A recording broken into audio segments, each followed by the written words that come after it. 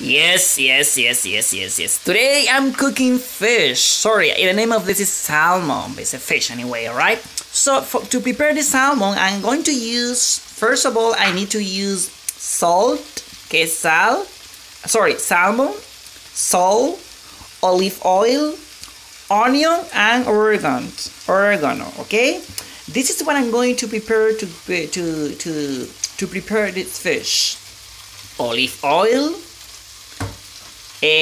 garlic, this is garlic, que es el ajo. This is onion, que es la cebolla, and here I have some boiled potato. I know it looks a little bit crazy, but remember that I'm not a normal person. I'm not a normal person, you know the way I am. So thank you for watching this video, and this is what I'm going to eat today. I need to hurry up because later I have some classes. I have some people to attend. Please do not forget that you need to put very low fire, okay?